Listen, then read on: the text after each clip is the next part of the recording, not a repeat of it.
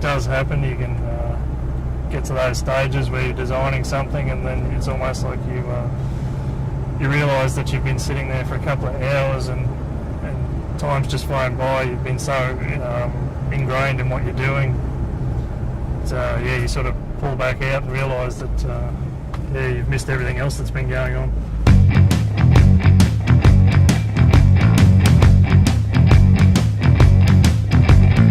We've got a team of engineers who are assigned to new product development in-house, and every day we're working on new designs. So what we wanted to do was create a system that was reliable and strong.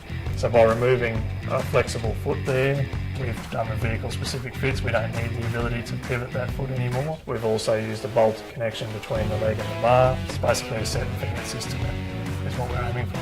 The way we would approach this is we generally 3D scan the vehicle, and then we start to create our fit from. We also design the skirt for those, and that's what we end up with, is a vehicle-specific foot.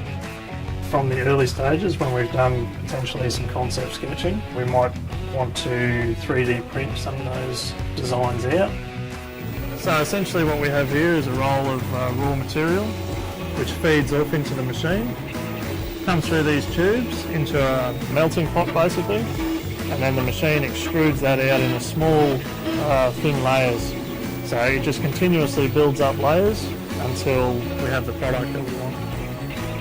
With a 3D printer we can put a concept in and have something in our hand potentially the next day. So the final product, so this is the 3-bar system fitted to a Toyota Prado 120 series. Here we've got the vehicle-specific feet as well, so all 6 of these feet are actually different from each other and are made to fit in the position they are on that vehicle. I mean, I think that there's always a level of excitement when we release a new product, for sure. Especially this one, I would say, because it's a bar system for Yakima, and we haven't had one in Australia before. It's super exciting for us. We've never had that here. The ability to create something, to design and come up with all this really cool stuff, and to see it out on people's cars is just awesome. It's such a buzz. Something else that's quite interesting from our point of view is the variety of projects we do. So we can do from a crossbar like this to a recovery tracks holder or a shovel holder. So it's always something new and different, and it keeps us interested. We brew this in the back ourselves. It's a secret lock and load recipe that only Brad and a couple of the other keepers have. We can't divulge, what's actually in the lock and load here. It's too secret. Cheers.